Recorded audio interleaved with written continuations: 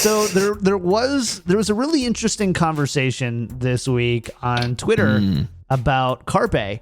ZP and Sideshow were kind of going back and forth a little bit. Let me pull this up and see. I can't get the full thing in here, but essentially what ZP had said is, while we're talking about team rankings, the biggest wildcard team by far is Fusion. Fusion went all in on Carpe as a future of their team, something that was not supported by 2019 performance, but 2018. If Carpe doesn't return to form, Fusion likely to be play-ins at best. And I think the big one here that he said was actually the big tweet we want to highlight is this one.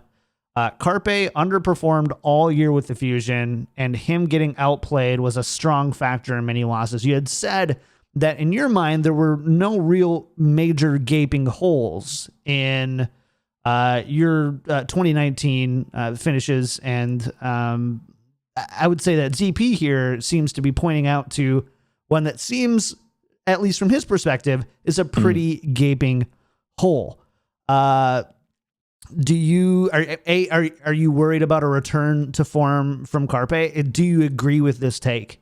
I guess is another one. Is Carpe? I don't want you to throw your players under the bus because that's rude, but yeah. Every player has his strengths and weaknesses, right? And season 1, Carpe was able to play the heroes, which he excels at, and this guy played better than anyone else in the world, like just straight up. And all of a sudden you put him on a hero which has like, Zarya is the opposite of Widow in a lot of ways. Like everything is communication, everything is like just like team playing. Like obviously there's mechanics to it. I'm not trying to downplay the hero, but compared to like the elements of what makes a good Zarya good and a good Widow good, they're different, right?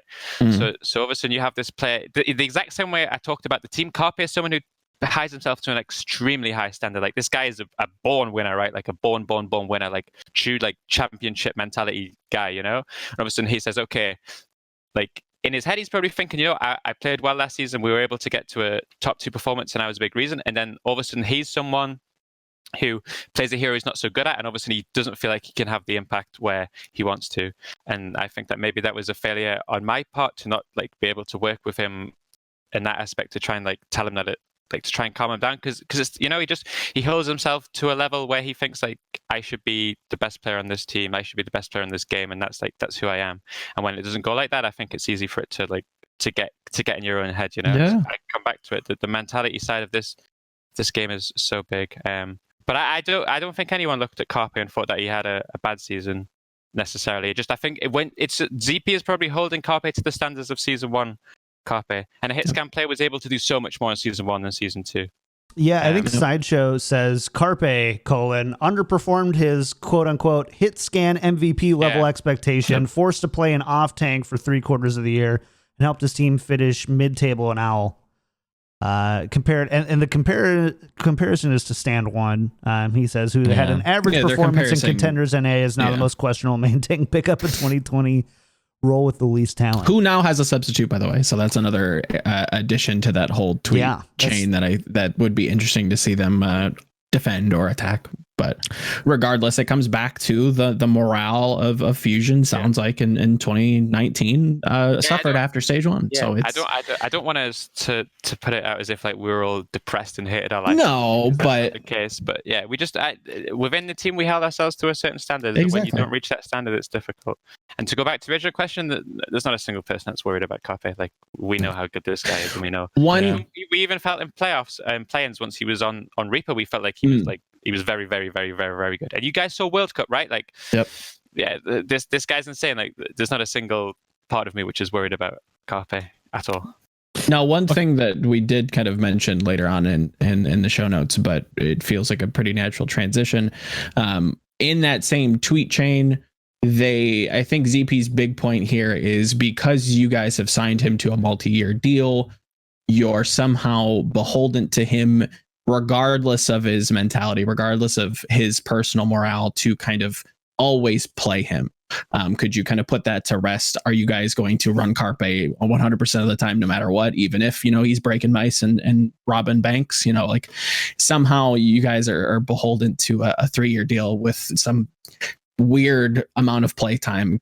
I somehow don't believe that you guys are going to run him if things don't necessarily work out as intended, right? It's almost insulting, honestly. Yeah. Yeah, I'd it be is. insulted as a coach. Yeah, like our coaching. I assure you that our coaching staff has the backbone to make those decisions. It shouldn't be required. And I can say, if Carpe robs a bank, he won't be playing. Beautiful. There we go. See, Reddit.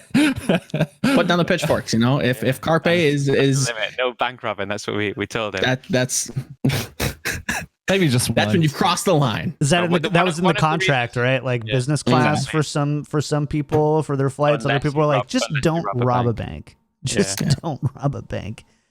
That's one of the reasons we tried to get as much depth within the roster as possible, so that should something weird happen, like that, both through illness obviously being the main one, but the same if performance or attitude becomes a question, then we have options, and we do internally feel like every single position where we have two people, we have enough talent where it doesn't matter. We can lose almost anybody, and it's okay. Beautiful. I think like I was researching for an article about like the most promising rookies entering this season, and I just asked around the contender scene, like especially of the guys that wear a gauntlet or like that have a lot of like investment and would have possibly even considered people from Contenders Korea, and Yiska was not initially necessarily on the top 5 list, but then I talked to people and they were like, guys, like Yiska was kind of good, right? So I would say out of I with almost all of like the new Koreans we'd signed, I obviously don't have any experience working with them, and I can only watch what I saw. I would say out of every single player within our roster, the player that surprised me the most is Yiska. Like, this guy's like very, very, very, very, very, very, very good. And he has the perfect attitude for what I would want in like a young up and coming. He's so hungry to learn the language. He's so hungry to like become a team player. Like, he's so easy to talk to. I think we got a very, very, very good deal from signing Yiska, and I'm surprised more teams didn't go for him. Is there a competition between Carpe and him, or is it just like a hierarchical, like, okay, I'm sure Yiska is aware of Carpe's season 1, so that certainly like respect definitely earned, right? A lot of respect for Carpe. That's one of the things we spoke about when he signed for us, was that it was actually a plus for him to work under someone of Carpe's level. I mean, we also shouldn't forget that yes, to answer the first question, yes, there's going to be competition, absolutely. Like, Yiska scrimmed with us the same amount as Carpe in boot camp, and we're still going to be giving Yiska regular scrim blocks, like probably daily, even though he's not 18 for a month or so. And never rule out the possibility that meta requires 2 hit scan players. It's not always just flex and flex and DPS. Like, there's absolutely a world in which like Tracer Widow comes back, and then all of a sudden, we have Yiska Carpe. That can make a lot of sense. That's why DPS is a position where it's easy to get 4 or 5 players for and still find a way for all of them to be useful, because metas change and it's the most flexible role, right? So totally. I think excellent signing. I'm quite pleased with it.